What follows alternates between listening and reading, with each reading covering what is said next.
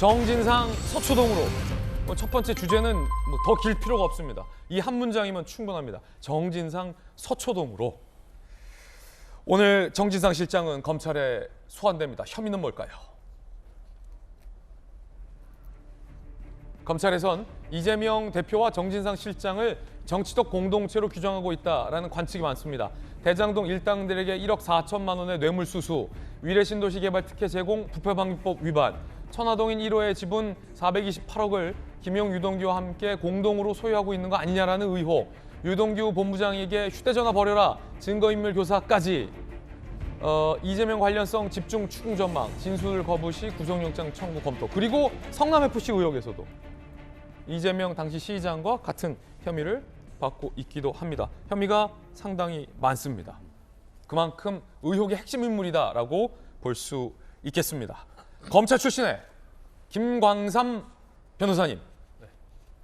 일전에 저희 돌직구쇼에 나와서 검찰 출신으로서 여러 가지 의혹에 대해서 증거는 이미 차고 넘친다, 이런 관전평을 내놓기도 하셨는데, 자, 정진상 실장이 오늘 검찰에 소환된다. 이게 검찰 수사의 어떤 맥과 관련해서 볼 때 어느 정도 단계에 와 있는 건지, 어떤 의미인 건지 어떻게 보십니까? 일단 뭐 산으로 치면 적어도 이제 8분 응선. 8분 응선? 네, 8분 응선 이렇게 왔다고 봐요. 다 올라왔네요. 그렇죠. 이제 9부, 10부가 얼마 남지 않았어요. 그래서 일단 이제 범죄의 혐의 자체는 아까 이제 말씀드린 것처럼 이제 4가지 정도로 요약할 수 있고요. 그런데 이 중에서 이 범죄의 전제 자체가 사실은 대장동 유래와 다 관련이 있어요. 예. 뇌물도 대장동 일당에 받은 1억 4천도 대장동과 관련이 있죠. 또 그다음에 부패방지법 위반도 유래 개발과 관련된 정보를 빼돌렸다, 그런 의미고, 그다음에 또 부정처사후 수뢰죄가 바로 청와나동의 1호와 관련해서 428억 받았다는 내용도 사실은 대장동과 관련 있잖아요. 그다음에 또 유동규 씨에게 휴대폰을 던지라 증거인멸 교사도 결국 유래하고 대장동과 관련이 있어요. 유래하고 대장동과 관련된 범죄 혐의가 전체다, 이렇게 보면 될 것 같고, 그럼 유래와 대장동과 관련된 것은 결국 성남시장 때 이루어진 거잖아요, 이재명 대표가. 그러면 결국 이재명 대표가 다 결재를 했기 때문에 이 부분에 대해서는 이제는 이재명 대표에 대한 조사만 남을 가능성이 크다, 이렇게 봐요. 그런데 정진상 실장을 소환 조사하고 나면 이재명 대표는 조사를 반드시 할 수밖에 없다. 그럴 수밖에 없죠. 그리고 사실 지난 정부에서 대장동과 관련된 수사를 했었잖아요. 그럼 당연히 죄가 되든 안 되든 이재명 당시의 시장까지는 조사를 했어야 하거든요. 근데 조사를 하다가 정진상, 김용, 최측근을 할 수 있는 그 밑에까지 조사하고 수사를 다 정지를 시켜버렸단 말이에요.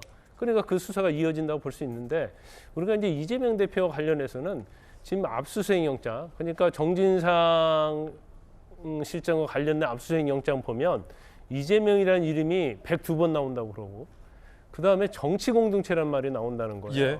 그럼 정치공동체라는 의미는 일심동체라는 거죠. 한 몸이라는 얘기를 의미하기 때문에 정진상 실장에 대해서 구속영장을 청구하고 구속영장이 발부가 되면 사실 발부되든 안 되든 간에 예. 정치공동체를 한 몸으로 보고 있는 이재명 대표로 예. 보기 때문에 결과적으로 이재명 대표에 네. 대한 수사를 할 수밖에 없는데, 저는 개인적으로 볼 때 지금 정진상 실장에 대한 영장을 청구 가능성이 굉장히 높고, 이걸 수사하고 있는 중앙지검뿐만 아니라 예. 수원지검이랄지 쌍방울과 관련된 수사랄지 이런 부분들이 수사에 어느 정도 정점이 왔기 때문에 정진상 실장에 대한 영장 신청 이후에는 결국 그 모든 부분에 대해서 이재명 대표를 조사를 하고, 예. 이재명 대표에 대한 검찰의 어떤 추적은 결국은 막바지에 왔다, 이렇게 봅니다. 예. 검찰 출신으로서 봤을 때 수사가 8분 응선까지 왔다. 그러면 남은 거는 이제 정상밖에 없다라는 부분. 수사의 맥락상 굉장히 지금 끝부분까지 왔다라는 김광삼 변호사님의 의견 들어봤습니다. 김수영 교수님, 정치적 공동체라는 표현도 나왔고, 성남FC 의혹 같은 경우에는 검찰은 아예 이재명 대표와 정진상 실장이 공범이다라는 표현을 썼어요. 공범, 정치적 공동체. 자, 이거 다 어떤 의미입니까? 그렇죠. 그 정진상 씨에 대한 압수수색 영장에 이 사람이 전대협에서 활동했었던 90년대 이야기까지 나오는 이유가 뭐겠습니까? 그때부터 이재명 대표와 인연을 맺어서 아주 오랜 기간 동안 정치 공동체 한 몸이었다는 얘기죠. 이권 공동체였다라는 얘기인데 그만큼 정진상, 김용을 지금 수사하고 있다라는 것은 그 칼끝이 결국은 이재명 대표를 향할 수밖에 없는 것이고 지금 대장동 일당으로부터 돈의 흐름을 따라서 차례차례 지금 수사가 진행되고 있어요. 남욱 일당, 그다음 유동규, 그다음 김용, 정진산, 그다음에 당연히 마지막은 이재명 대표가 되겠죠. 검찰이 볼 때 이 정치적 공동체라는 표현도 그렇고 공범이라는 표현도 그렇고 이 의미는 정진상 실장까지 혹여 만약에 이 같은 혐의, 뭐 돈을 등을 받았다면 이재명 대표는 모르는 상태에서 정진상, 김용 등까지만 돈을 받고 끝날 수는 없다. 검찰이 이렇게 보고 있다는 거죠. 검찰은. 그렇죠. 그리고 최근에 그런 일이 있지 않았습니까? 어제도 우리가 얘기했는데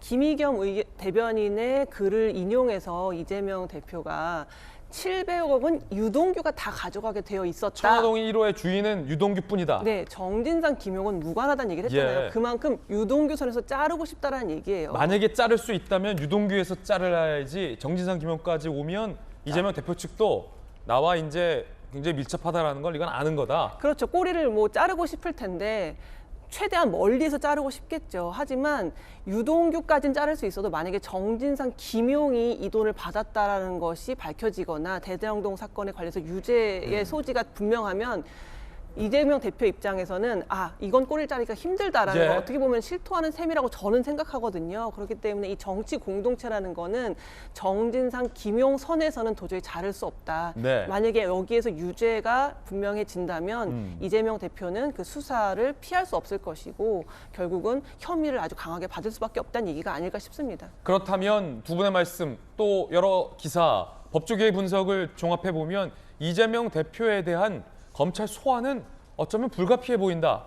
이런 이야기도 많이 나오고 있습니다. 그래서